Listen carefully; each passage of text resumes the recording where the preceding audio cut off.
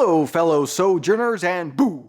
Sorry to frighten you, but on today's episode, we're discussing Halloween. Should Christians celebrate Halloween? Where did Halloween come from? Is candy corn the official candy of hell? We'll tackle it all, so don on your ghoulish attire, decorate your house in cobwebs, and let's demand some candy from strangers. I'm Pastor Shane. I'll be your trick-or-treater today as we appropriate some culture.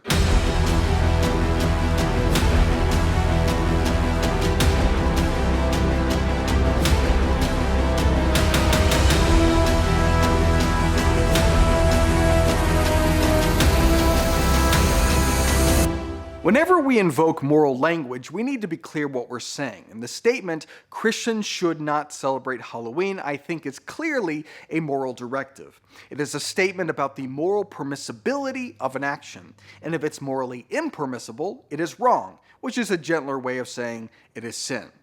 But let's not be gentle. Let's be precise. When we say Christians should not celebrate Halloween, do we mean it is sinful to celebrate Halloween? That's a pretty bold statement, particularly because the Bible does not say anything whatsoever about Halloween. Of the holidays that are mentioned and commanded in the Bible, we don't celebrate those because they don't really apply to us. And the holidays that we do celebrate are neither commanded nor mentioned. Halloween, Thanksgiving, Christmas, New Year's Eve, even Easter is not something that has been commanded to us. We remember and commemorate what Christ accomplished on the cross through communion, which is commanded and instituted by God for us. But all other holidays or celebrations are man-made cultural expressions. Nevertheless, many good Christians are uniquely and perhaps understandably troubled by the celebration of Halloween. So I found a video that I think articulates that point of view, which I'll address in our first head-to-head contest of men talking at a camera. Take it away! In this video, I'm going to be offering some reasons why I believe Christians should avoid this holiday. Number 1. Halloween has pagan origins. According to an online post by NationalGeographic.com entitled Halloween, Costumes, History, Myths, and More, Halloween's origins date back more than 2,000 years. On what we consider November 1st, Europe's Celtic peoples celebrated their New Year's Day called Samhain. On Samhain Eve, what we know as Halloween, spirits were thought to walk the earth as they traveled to the afterlife. Fairies, demons, and other creatures were also said to be abroad. In addition to sacrificing animals to the gods and gathering around bonfires, Celts often wore costumes, probably animal skins, to confuse spirits, perhaps to avoid being possessed, according to the American Folklife Center at the U.S. Library of Congress. By wearing masks or blackening their faces, Celts also thought to have impersonated dead ancestors. True, there are certainly pagan origins and pagan practices that still endure in modern Halloween celebrations. But customs and practices are not static things, and meaning changes in culture. Peace. Or wait, is it V for victory? Winston Churchill was the one who popularized flashing the V for victory sign, which was later borrowed by other people, including Richard Nixon. But that sign was co-opted, or we might say appropriated, by the hippy-dippy crowd who were anti-war, and soon what once stood for victory suddenly became more closely associated with a sign of peace. Same sign, same practice, totally different meaning. It's not the same thing. We might do similar practices as pagans, but we're not doing it for the same reasons, and so it's not the same thing. In fact, the entire reason that we call it Halloween and not Samhain is because the Catholic Church co-opted or appropriated it. Take it away, History Channel. The Christian Church turned Samhain into All Saints' Day, or All Hallows, in the 8th century. The night before became All Hallows' Eve, later shortened to Halloween. You've heard of trick-or-treating on Halloween, but what about souling or guising? All three of these traditions originated in medieval Britain. On All Souls' Day, November 2nd, the needy would beg for pastries known as soul cakes. In return, they would pray for people's dead relatives.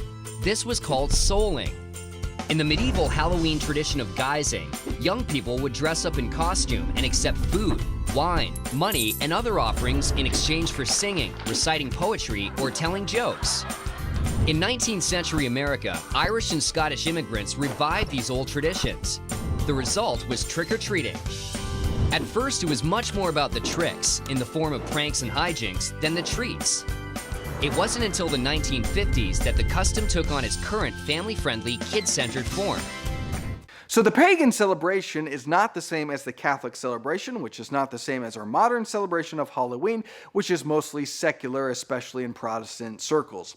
But if the problem with Halloween is that it borrows from pagan practices, well, then we got some bad news. Now, I wouldn't go so far as to say that all holidays which have some pagan origins are inappropriate for Christians.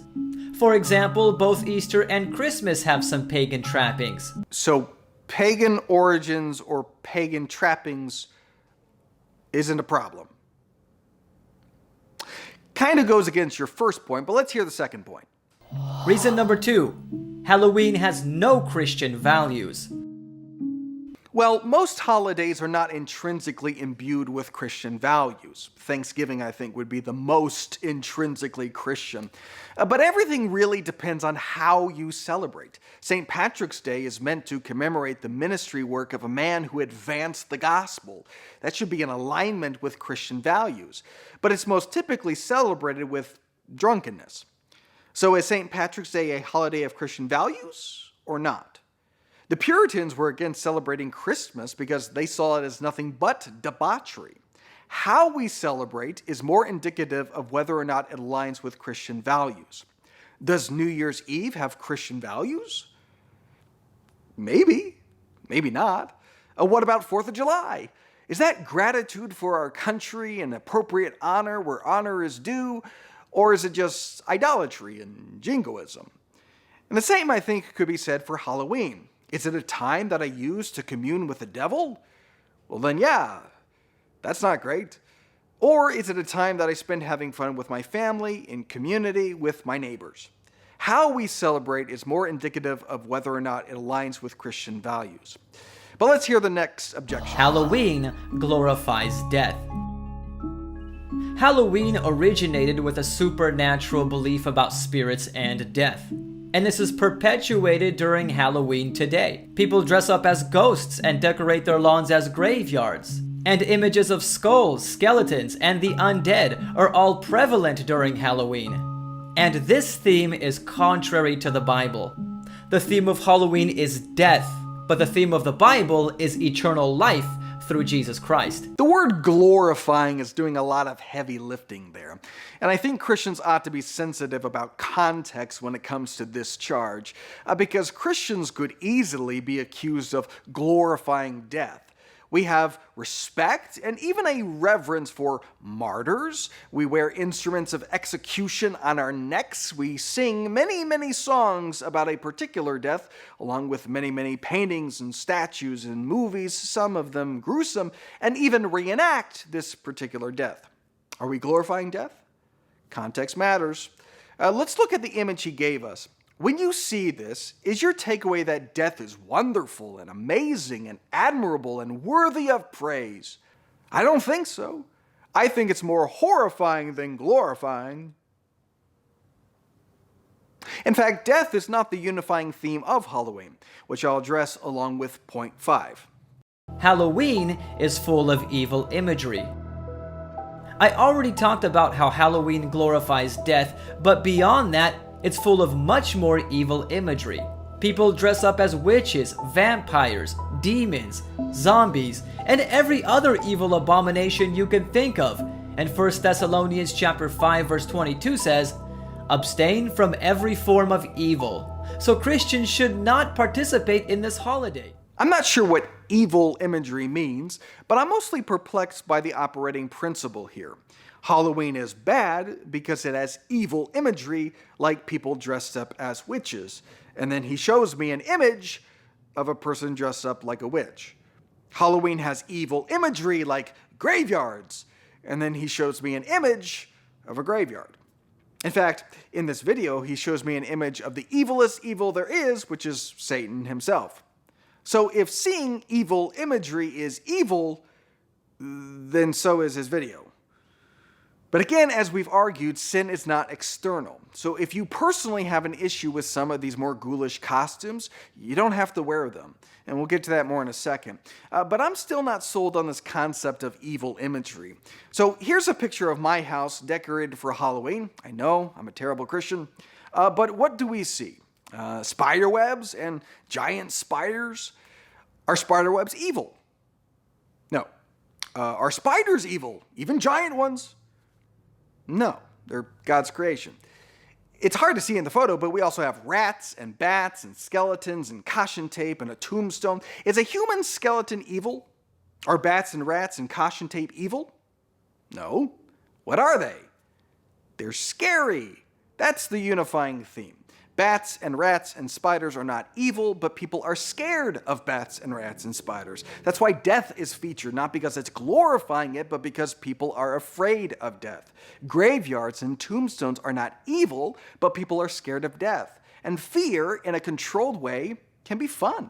That's why people go to haunted houses and watch scary movies and go on roller coasters. I don't think roller coasters are a celebration of evil. And there is something good about overcoming and facing fears. It might be trivial, it might be playful, but it's still practice. Those are real feelings and real sensations. And the practice of facing fear when it doesn't matter will help us when it does matter. Furthermore, the focus on death can be a means by which we come to grips with mortality, like Ash Wednesday.